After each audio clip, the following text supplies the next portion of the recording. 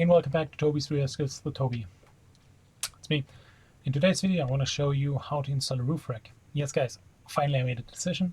Finally I found a roof rack which I like, at least the looks and the technical specification as well. And I want to show you step by step how I installed it, because it's kind of a puzzle. I feel like price wise it's probably cheaper than other ones. It's no pre-drilling need or anything. You don't need to drill through the roof of your cheap Wrangler JL 2020 at all. You just have to mount it on top, but therefore you have to puzzle a little bit, I would call it. I hope my video helps you as well, just to understand what's happening and how to install the roof rack. But I think it turned out pretty well, pretty good, and I like it, and I'll give it a test. I mean, in the next couple of videos you will see what I loaded up with, something like this maybe. If you like this kind of stuff, please like the video, subscribe to the channel if you want to, and if you have any questions throughout the video or afterwards, please feel free to enter also some comments. Let's have a look what's in the box.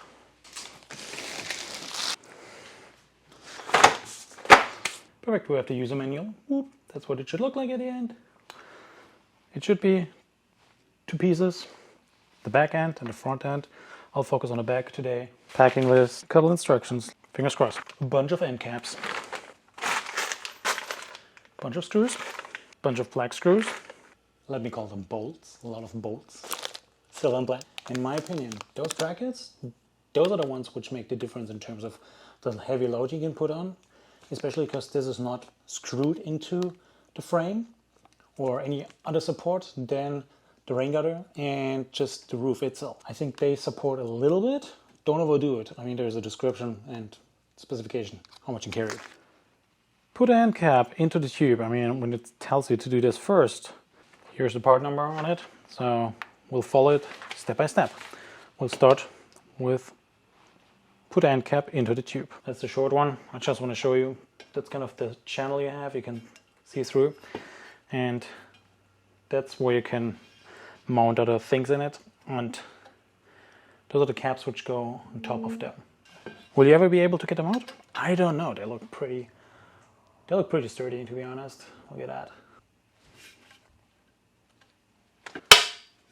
First one.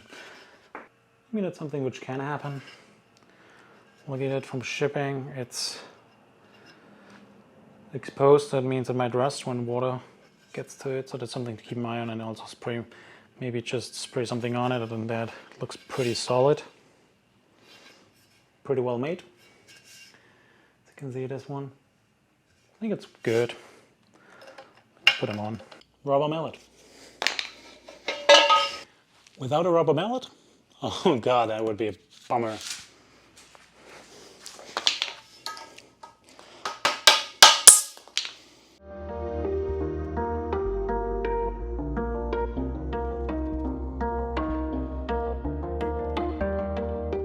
I think one trick to make it easy, instead of having, so here you can see the channel, right? Very important to align it correctly with those ones. Instead of having it like sideways like this, try to do it, align it here on one side. It looks like this on the other side, and then just hammer it on. Because it feels like it has the best approach to seal, kind of. Let me show you one more time. Here you can see I align it on one side of this channel, on the other side. Be careful that you don't destroy it.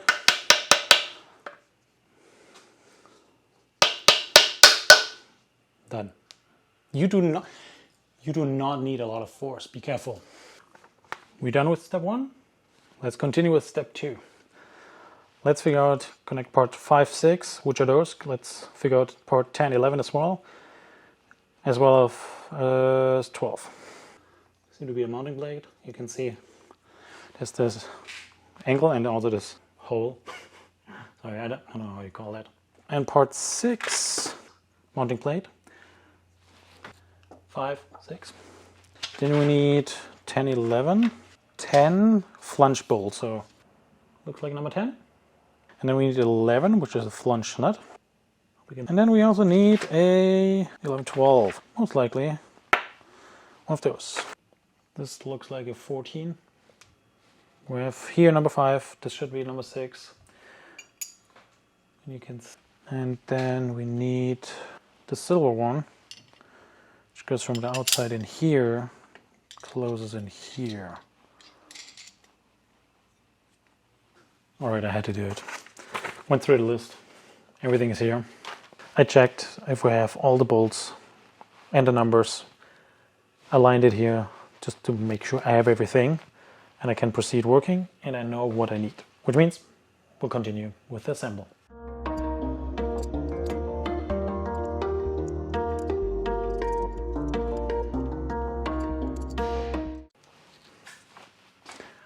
Ta-da! Next step, you can see we need to have bolt number 12 and we need 11 as well. Pretty small one, which fits in those flanges. And those not, what do you call it? A flange nut. I don't know why they have different material here. Don't ask me that. Black would have been fine for me, but it is what it is. Putting it in. Be careful not to tighten it, they say. All right. Beware of not tightening them down, because what will happen is we will slide them in here. So it means we have the channel, we do have those bolts, and they go right in it. When you tighten them down, you have to loosen them again. So we'll take those. It's down here. We do have 1, 2, 3, 4 of those bars. And that means we have 4 bars. And we need to have 2 of those each inserted in 1 bar. So that actually means 2 long ones, 2 short ones.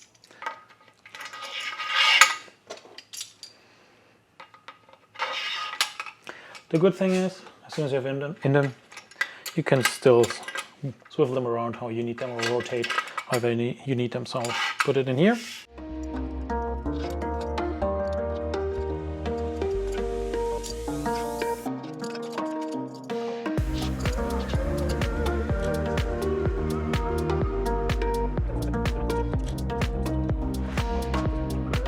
We have determined the appropriate position and tighten the screws. So we'll do 3 and then we'll do 4. So I'll check on the car what we need. I'll start here inside with the car first.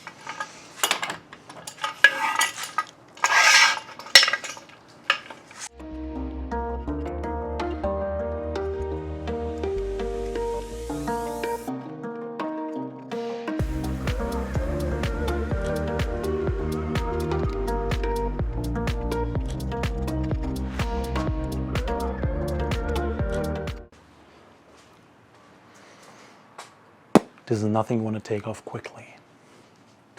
I'll do the other side as well.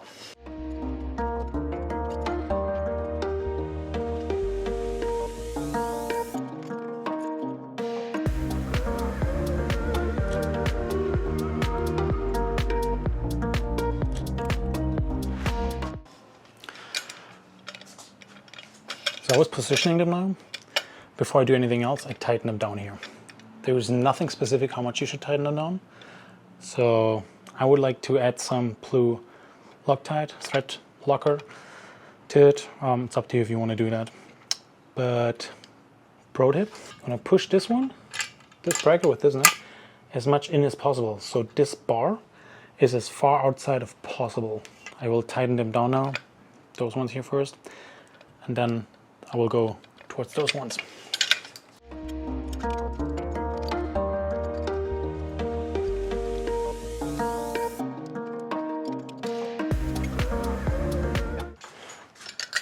I did tighten all those nuts down.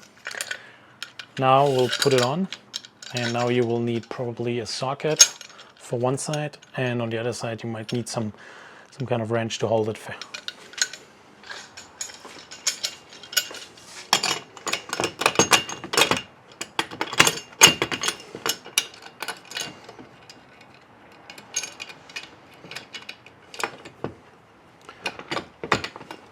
I'll try to figure it out and let you know what you need. I'll give it a try. I'll start with easy tightening one round and see if it works.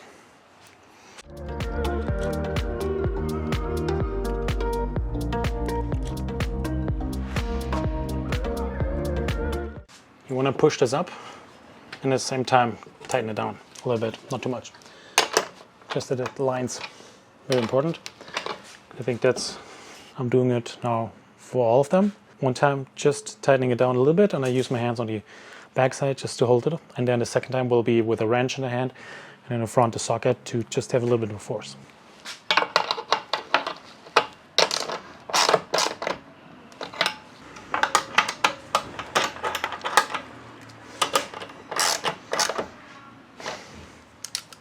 You might also want to use some Threadlocker for that.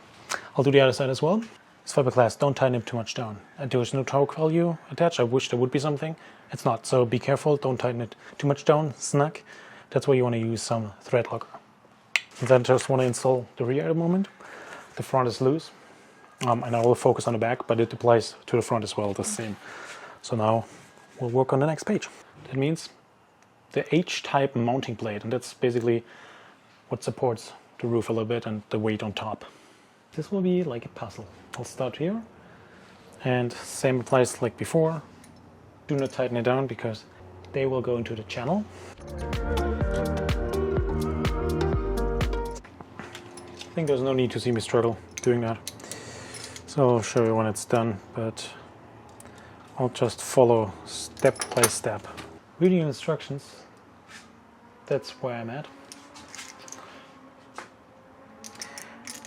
So what it should do, you see this little rubber here, which is basically an assemble, and it's adjustable depending on your roof and how high you have to set it up, but you can screw it in and screw it out. So I'll pick the smaller screws, but I'm not sure. I have to try it and figure out if I need a longer or shorter screws. And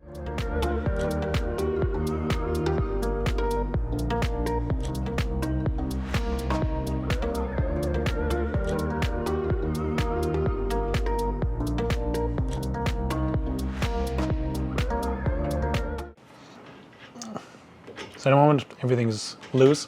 I need to tighten those screws, which are a T30 I believe, which are up here, and then we also need to tighten, of course, on the other side, which you can now see, this little friend. We need to tighten this one as well, make sure that it has the appropriate height to support those bars. What I'm doing, I will install all 4 bars in the rear, because I just want to have the maximum support in the rear and not at front, because I want to take off the front. This is how it looks at the end. So this is how it goes in, which means this rubber always is on the roof, I'm touching the roof, and you can adjust it. And as you can see, we have those screws and also those square parts, and the square parts go into the C-channel of the crossbars. And those ones on this bottom side, so that's how it slides in. Those pieces go all the C-channel as well, but on the mounted to the roof bars basically. What a rubber usually looks like is like a nut with some rounding thing on top, and then there's this little thing which just pops on, and you can adjust them in height because it's just a nut, but you can put on a rubber, so it has a little cushion against the roof. But how much and how good it is, I guess I'll figure that out with this one. I assembled all of them. They all go on the roof, all 4, and then we have 4 crossbars. I'll show you how it works. As mentioned, this is how it goes in. You have to align it down here and back here, and at the end you just tighten them down with the Torx 30, I think, T30, and you can adjust here the side as well on the bottom. I tighten down those nuts, those bolts to those nuts first, so they're not going anywhere. I just have to tighten or loosen the bottom, and it's something I need to adjust depending on the angle. Sliding in all of them now. I'm doing the same here on this side. Sliding it in. Now I just need to align them in which distance I want to have them. Hi! I want to be able to open the freedom panels. That's very important to me.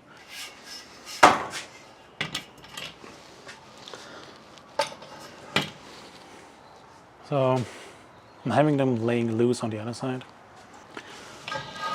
but here on this side I can just pop them up, slide them in, and what I have to figure out later, how to tighten it down from the bottom. I'm going on the other side, putting it back in. I can slide them in here as well. That's why you don't tighten them down at the beginning, you just wait. And now I can see where they are, if I have enough space for the freedom panel or not, and I think I do have enough that I can pop it off, open. So I'm first tightening down those ones, figure out if this one has enough room or if I need to loosen them a little bit more or tighten them. And then I hope I can tighten also down the screws below here. You can see it a little closer.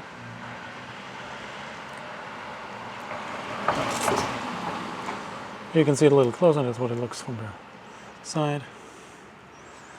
Tightening those ones down. And I still need to tighten the ones on the bottom. Hope I can do it with a, I don't know, some kind of tool I have, or not.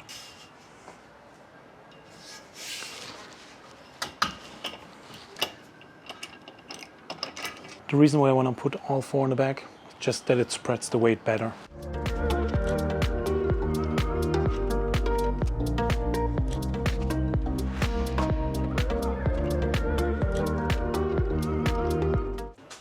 I'll be using one of these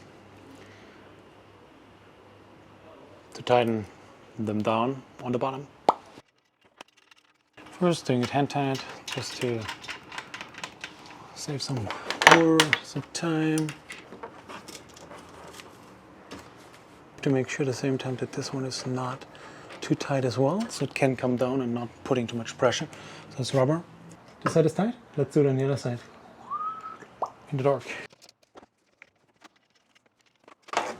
Great. Making sure this one's also tight. And I can tell you, we made it. Look at this beauty. Took me a while because I needed to readjust the crossbars a little bit better to left and right, so I needed to loosen it. And with the proper tools, you should be able to do it quicker than I did, because the quarter ratchet I didn't have in place first, so it took me way longer. But make sure you learn out of my mistakes, and then it might look like this. And I'm pretty happy with the result here. I'll show you a little bit more footage of what it looks like also during daylight. So that's finally the car parked outside, so you can see it from front when I walk towards the car. And I think I aligned it good enough. Could it be more perfect? Oh, absolutely, but that's not big of a deal. I'm happy they can open the freedom panels, which is amazing. And I think that's something which was very, very important. That's why I put all the 4 crossbars to the rear. And I could even put on the Wranglers the mounting brackets to support it a little bit more if I want to, and spread the weight. But I'm not planning to have a heavy load on there at the moment, so we'll see what comes down the road. And here a little view from the back so you can get an idea. And then you see also what's left basically in terms of bolts. The big long bolts are left, and a lot of them. Also those T channel sliders are left. You can, maybe use it for them.